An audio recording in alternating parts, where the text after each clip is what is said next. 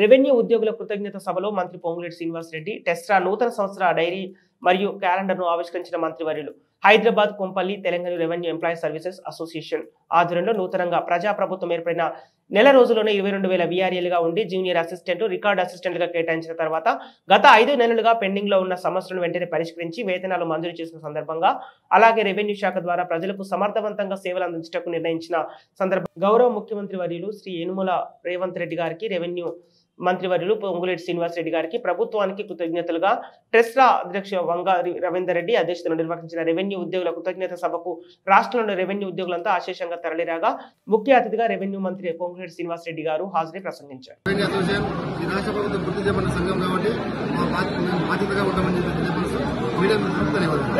గత 4 నెలల నుంచి మనోధైర్యాన్ని కల్పిస్తున్నాము. మేమున్నాం, మీకు తప్పకుండా జీతాలు ఇప్పిస్తామని మనోధైర్యాన్ని కల్పిస్తూ వచ్చాం.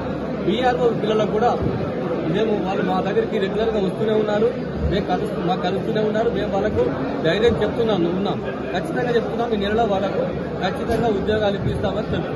సార్, ఇప్పుడు ఈ ట్రెసా ముఖ్య ఉద్దేశం ఏంటి సార్? ఇది ఏర్పడడం కారణం దీనివల్ల ఉద్యోగుల సంక్షేమము, ఉద్యోగుల హక్కులను, ఉద్యోగుల సంక్షేమము, ఉద్యోగ శ్రేయస్సును కోరుతుంది. వారి హక్కుల కోసం, సాధన కోసం, శ్రేయస్సు కోసం ఎప్పుడు ఎల్లప్పుడూ పోరాడుతుంది. ప్రభుత్వంతో తప్పకుండా అన్ని సాధించుకొని ఉద్యోగులకు మంచి చేస్తుందని మేము నమ్ముతున్నాం. 4-5 నెలల నుండి ఈ ప్రభుత్వం వచ్చిన తర్వాత ఐడి ఇష్యూ చేసి జీతాలు చేస్తున్నప్పుడు ఒక అవకాశం కల్పించింది. అందరూ సంతోషంగా ఉన్నారు. కాబట్టి అంటే 1,00,000 మంది 22,000 అంటే 1x4 చేసుకున్నా కూడా 1,00,000 మంది ప్రజలకు ఈ రోజు సంతోషంగా ఉన్నారు. వాళ్ళకి లాభం జరిగింది. అందుకు వాళ్ళు కూడా మా ఉద్యోగులే కాబట్టి వారి సంతోషమే మా సంతోషంగా భావిస్తూ అలాగే రెవెన్యూ శాఖను ఇంకా పటిష్టపరుస్తారని మేము అనుకుంటూ ఈ సభ నిర్వహించడం జరిగింది. దానికి బదులుగా కృతజ్ఞత సభ ప్రభుత్వానికి పెట్టడం జరిగింది.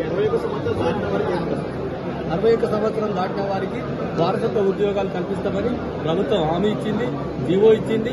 ఆ విధంగా మేము ఇప్పుడు ఇచ్చిన మెమోరాండంలో ప్రతి సమస్య ఉంది. కంప్యూటర్ ఆపరేటర్స్ జీతాల గురించి, ధరణి ఆపరేటర్ల గురించి, హెచ్హెచ్పి పర్సన్స్ గురించి, 317 ద్వారా బదిలీ అయిన ఉద్యోగుల గురించి ప్రతి పెండింగ్ కాంపెన్సేట్ 178 బీఆర్ఓలు గత 2014-13 చనిపోయినప్పటి నుండి కూడా వారికి కాంపెన్సేట్ అపాయింట్మెంట్ జరగలేదు. వాళ్ళ పరిస్థితి ఘోరంగా ఉంది. కొందరు కూలీలు కూడా చేసుకుంటున్నారు. మా దగ్గరికి వచ్చి వాళ్ళు ఎన్నో అడుగుతుంటే మేము కూడా రిప్రజెంట్ చేశాము. గత ప్రభుత్వంలోనే ఫైల్ పోయింది, ఇప్పుడు కూడా మళ్లీ ఫైల్ పోయింది. రేపో మాపో తప్పకుండా ప్రభుత్వం తీసుకుపోయినాం కాబట్టి రేపో ఎల్లుండో ఖచ్చితంగా వారి ఉద్యోగాలు ఇచ్చేటట్టు జీవో జారీ చేస్తుందని మేము పూర్తిగా నమ్మకంగా ఉన్నాం. చేసిన మన పేద మంత్రివర్యులు శ్రీ పొంగులేటి శ్రీనివాస్ రెడ్డి సారు మరియు మన రెవెన్యూ ఉద్యోగులందరికీ పేరు పేరున కృతజ్ఞతలు తెలియజేస్తున్నాను. ఇది యొక్క ముఖ్య ఉద్దేశం ఏమిటంటే గ్రామం రెవెన్యూ పాలన గ్రామాలలో మరీ పునర్నిర్మించాలనే ఉద్దేశంతో గ్రామ స్థాయిలో, మండల స్థాయిలో, డివిజన్ స్థాయిలో, జిల్లా స్థాయిలో రెవెన్యూ పాలనను మళ్లీ పునర్నిర్మించాలని, అలాగే గతంలో బీఆర్ఓ వ్యవస్థను రద్దు చేసి బీఆర్ఓలను ఒక విత్తనాలలాగా వెదజల్లినట్టు రాత్రి వేరే శాఖలకు పంపించారు. వాళ్ళను మళ్లీ తీసుకువచ్చి రెవెన్యూ వ్యవస్థను పటిష్టపరిచి వారికి జూనియర్ అసిస్టెంట్ హోదాలో ఏదో ఒక ఉద్యోగం చొప్పున గ్రామ లెవెల్లో పనిచేయటకు గాను మేము ఈ రోజు రిప్రజెంట్ చేయడం జరిగింది. అలాగే వీఆర్ఏలు 22,000 మంది వీఆర్ఏలకు ఈ రోజు ఐడీలు ప్రభుత్వం వచ్చిన 30 రోజులలోనే ఐడీలు జారీ చేసినందున మేమంతా కలిసి రెవెన్యూ ఉద్యోగులందరం కలిసి ఈ రోజు కృతజ్ఞత సభ పెట్టడం జరిగింది ప్రభుత్వానికి. దానికి పెద్ద సంఖ్యలో రెవెన్యూ ఉద్యోగులు 4,000-5,000 మంది ఉద్యోగులు రావడం ఇది గొప్ప విషయము. ఇది చరిత్రలోనే నిలిచిపోతుంది. సభ ఇంత విజయవంతం చేసినందులకు అందరికీ పేరు పేరున విలేకరులకు, మా ఉద్యోగులకు, పత్రికా మిత్రులకు, ప్రింట్ మీడియా వారికి, ప్రతి ఒక్క ప్రింట్, ఎలక్ట్రానిక్ అన్ని మీడియా సంస్థలన్నింటికీ పేరు పేరున కృతజ్ఞతలు తెలుపుతూ Telangana revenue employees services association ఆధ్వర్యం లోపల మా అధ్యక్షుడు మంగారు గారి నాయకత్వంలో రెవెన్యూ ఉద్యోగుల కృతజ్ఞత సభ ఈ ప్రభుత్వానికి రెవెన్యూ ఉద్యోగుల తరఫున మరి ధన్యవాదాలు తెలుపుకుని సభ పెట్టినాం. అలాగే ఇదే సందర్భం లోపల మా నూతన సంవత్సరం డైరీ ఆవిష్కరించుకున్నాం. గౌరవ రెవెన్యూ శాఖ మంత్రి చేతుల మీదుగా ఇవాళ మేము ప్రభుత్వానికి కూడా చెప్పదలుచుకున్నాం. రెవెన్యూ శాఖ అనేది పరిపాలన లోపల చాలా కీలకమైన శాఖ. ప్రభుత్వం ఏ సంక్షేమ కార్యక్రమము ఏ అభివృద్ధి చేపట్టినా అందులో రెవెన్యూ ఉద్యోగుల పాత్ర చాలా గణనీయంగా ఉంటుంది.